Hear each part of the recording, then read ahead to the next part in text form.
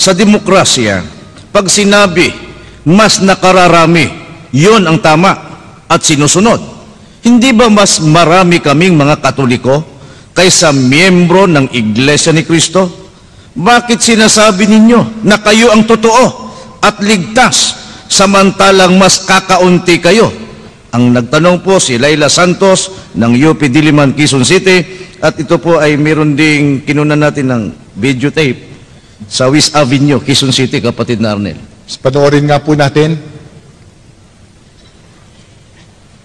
Si Sheila Sanchez, isang Katoliko, tanong ko lang sa iglesia, since it's a common belief na pag mas marami, yun ang tama at sinusunod, since marami ang mga Katoliko, ibig ba sabihin nun kami yung tama at mas totoo? Kasi palasak yung paniniwalang the voice of the people is the voice of God. Sabi nila, no? Sabihin, pag mas marami daw, yun daw po ang totoo at yun daw po ang tama. Hindi po natin matatanggap ang ganung paniniwala. Hindi po porket mas marami ang naniniwala sa isang paniniwala, yun na po ang totoo. Halimbawa po, noon po, hindi pa maunlad ang siyensya, ang agham. Ang paniniwala po ng marami, ang mundo flat. Di ba? Ang mundo flat. Porque ba't halos lahat ng tao noon, sa panahong yun ang paniniwala. Yun na po ang totoo. Napatunayan. Ngayon, ano po ang mundo? Ano po? Bilog. Bilog. Ang totoo, pag binasa mo sa Biblia, sa Isaiah 40:22, mababasa mo talaga, kahit hindi pa naiimbento teleskopyo, kahit hindi pa nakapag-circumnavigate ang tao sa mundo, basahin lang ang Biblia. Nakasulat doon na ang mundo po bilog He that sitteth in the circle of the earth, sa King James Version, siya na nakaupo sa balantok o kabilugan ng mundo. Pero noon po, ang paniniwala ng marami, ang lupa o ang mundo, flat. May paniniwala pa noon, ang mundo daw, may tukod, at may lumitaw pa.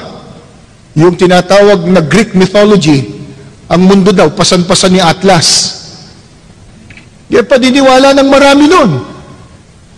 Dahil ba sa marami ang naniniwalang ganon, totoo na yon? Hindi ho. Ngayon, yung po bang pagiging marami sa bilang, katibayan ng pagiging totoo? Yun ang tanong ni Sheila Sanchez, common belief daw. At pagkatapos, tanong ni Laila Santos, sa demokrasya, pag mas marami, yun ang totoo. Eto ho, patutunayan po natin na hindi gayon. Kung ang pag-uusapan, sino ang sa Diyos, alin ang tunay na sa Diyos, alin po ang maliligtas. Ang babasahin ko po ay Deuteronomio, Kapitulo 7. Ang talata po ay 6 hanggang 8. Sapagkat ikaw ay isang banal na bayan sa Panginoon mong Diyos. Pinili ka ng Panginoon mong Diyos upang maging bayan sa kanyang sariling pag-aari, na higit sa lahat ng mga bayan na nasa ibabaw ng balat ng lupa.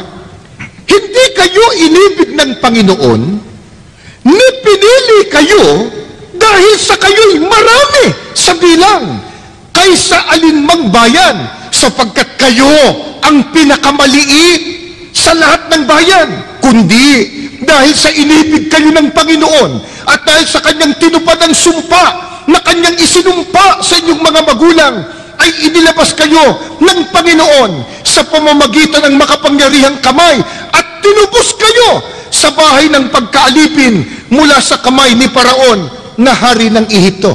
Ang tinutukoy po dito, ang bayang Israel noon. Bakit po sila naging sa Diyos? Ba't sila ang pinili ng Diyos? Dahil ba sila ang mas nakararami? Sabi po ng Biblia, hindi kayo inibig ng Panginoon, hindi pinili kayo dahil marami kayo sa bilang. Ang totoo nga, kayo nga pinakamaliit O paano ngayon yung tanong ni Sheila Sanchez at saka ni Laila Santos? Pag marami daw, sila daw ang tama. Mali na yan, dito sa nakasulat sa Biblia. Alin ang tama? Yung nasa Biblia. Noon, ang Israel po, pinili ng Diyos, hindi dahil silang marami. Sila nga ang pinakamaliit noon.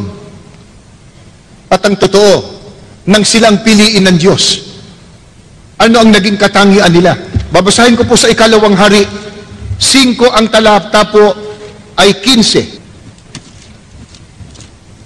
At siya'y bumalik sa lalaki ng Diyos, siya at ang buong pulutong niya, na paroon at tumayo sa harap niya, at siya'y nagsabi, narito ngayon aking talastas, na walang Diyos sa buong lupa, kundi sa Israel.